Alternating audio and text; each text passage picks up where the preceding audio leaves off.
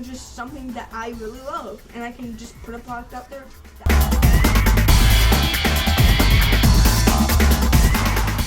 Welcome back, AMS students, to another Junior Hog Talk. I'm Elsie Rojas. And I'm Cameron Neal. Now for the morning announcements. The PBIS store will be open until noon on Wednesday. Stop by the concession stand on Friday during your lunch to pick up your ordered items. East is selling custom-made buttons. Come down to room 303 to get yours. Remember that you can request a Z-Pass during first, second, or third period.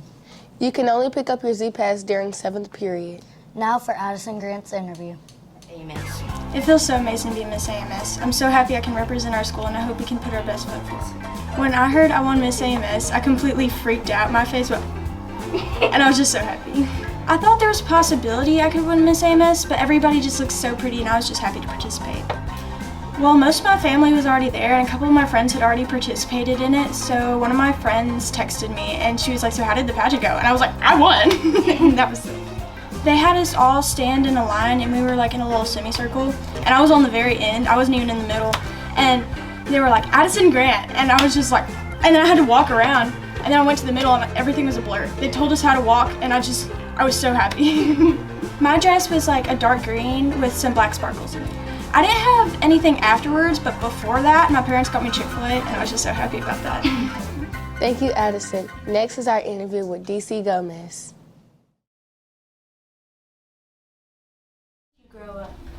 I grew up in the Dominican Republic, and we moved to the States when I was about 10 and a half, and we moved to Salem, Massachusetts. So this is kind of scary and weird because I'm a writer, but actually my favorite subject was math, because it was literally like there was no gray areas, like there were numbers and the answer was going to be the same every time, so math was safe.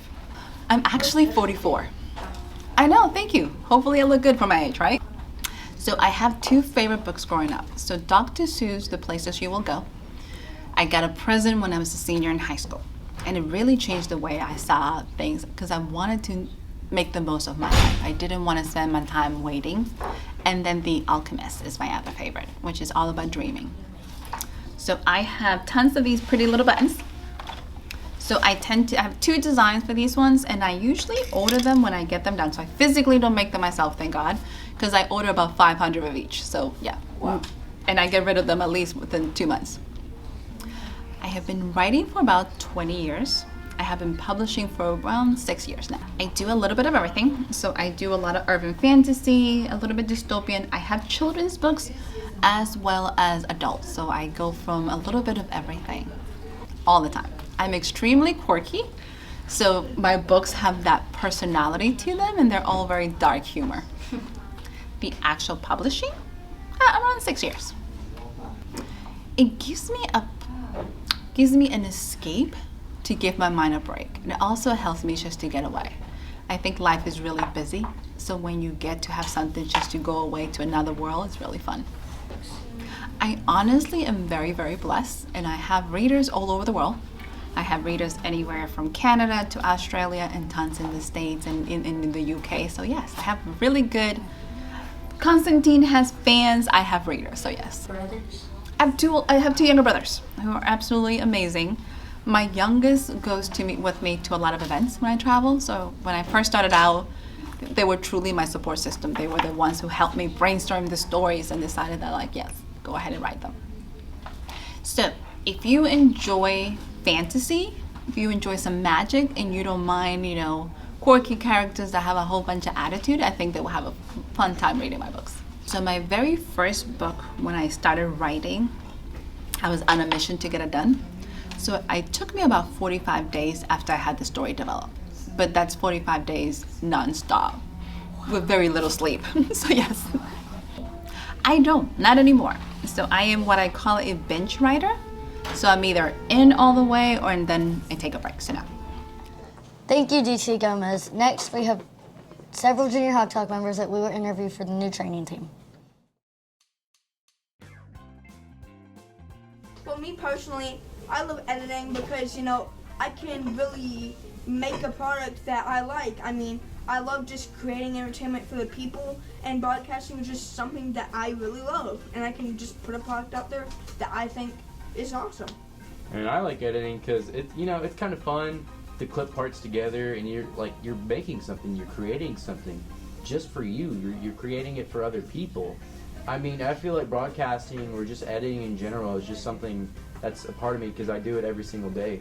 Alright, so me personally, I want to get them straight to the facts. Shortcuts like how to cut, edit, clip, add music, and especially how to do green screen and stuff, because I feel like that's really important as a part of really just making something that looks good visually, is stuff like transitions, music, you know, green screen, all of that.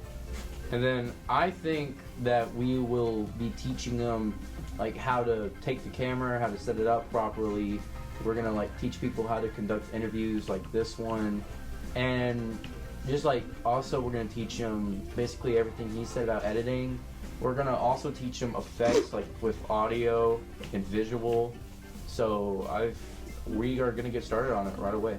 I just think it's fun to pass on what you already know to other people because obviously next year if we don't teach anybody then we won't have a lot of editors, and if we have a lot of editors then we'll be able to get stuff easily done. I think it's fun to have people know your knowledge of how to edit, because editing is really fun, but sometimes it is hard. But for having other people to teach and doing that, it's really good to know. JrHogTalk, I think I edited this video where we interviewed somebody about East and stuff. Basically, it was just about East, and it was one of my first videos I ever edited, JrHogTalk wise, so yeah. I think my first video it wasn't something that we got out, but it was something that we planned to. It was something with Miss Monholland, I think. Yeah. It was about blue jeans go green, but that took me a while to edit. It was really short, but that was the first thing. Thank you, JrHogTalk members, for the great interview. Next, our teacher spotlight is Miss Miller, the East teacher. Kimberly Miller. I am the East facilitator, the yearbook teacher, and the broadcasting teacher at Arkansas Middle School. The Boston Marathon is the oldest marathon in the world. In order to be able to run Boston, you have to run another marathon before that, and you have to qualify for the Boston Marathon. I think to me, running is it's my time to meditate. It's my time to worship. It's my time to digest the day. But most of the time, I just really use it as a time to meditate and to spend time with the Lord. It's like the Super Bowl of running. I think that all football players, their dream is to finally make it to the Super Bowl because it is an elite place to be. It's something that I have set goals for, and I didn't achieve my goals for over 10 years. And so when I'm on mile 20 and I've ran 20 miles at a Boston qualifying pace, and then I slowly just give out because you've ran 20 miles, your body's tired. And I couldn't do it. I couldn't maintain that pace, and I see my goals slowly slipping away. So I knew that when I finished that marathon that I was gonna have to go right back to the drawing board, see what I did wrong, see what nutrition plan I need to do better, see how my speed work needs to be better, see if I need to run more hills, see if I need to run more flats roads, see what I need to do better in order to be better and to finally get to the Boston Marathon. 26.2 miles. All marathons are 26.2 miles.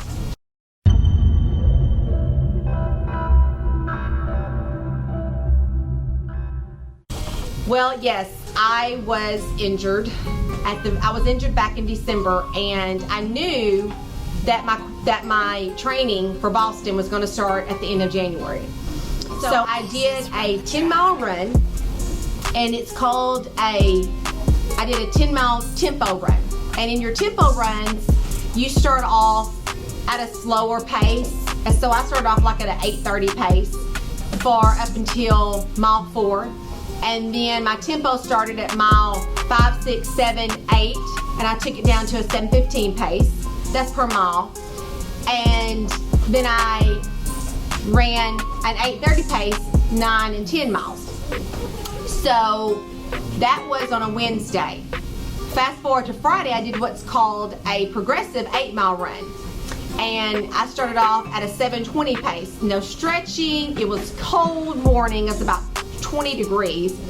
And I ran an average pace, 8 miles with an average pace around 7:30 pace. And the next day I was limping. And I knew that I had not given my body, which a lot of runners do this, I had not given my body enough time to recover from that 10-mile tempo run. And so what happened was, it's my soleus muscle that was attached. It can mimic a shin splint. Well, that doctors actually thought at first I had a stress fracture, and they sent me to a specialist because I literally could not run. It felt like someone was hammering the side of my leg. And when my first doctor put me in a boot and crutches, that was the middle of January. I was really devastated because here I am. I've already qualified for Boston. I qualified in Dallas, and I was injured. So I went to the calendar and I went to my training plan and I looked up where I was going to be able to get my boot off. It was 6 to 8 weeks. And so when I first saw that, I was really supposed to start training for Boston March the 13th. Never forget that. I put it in my calendar as the day of running. So I went to the specialist and they looked at the MRI and they said, you don't have a stress fracture. You just have really, really, really bad shin splints. And so I immediately said, what? I said, can I start running? He goes, absolutely. But I still had a lot of pain when I would run. So he sent me to physical therapy. And at physical therapy, they did what's called dry needling on me, where they stick needles in the side or in your muscles. And when they stick that needle in your muscle, it goes so down into your muscle, deep down, it actually relieves knots that are in your muscle. So that was my first big relief from that injury. Yes, my injury will definitely play a role because I was really not able to start I was 9 weeks. My marathon training plan was 20 weeks.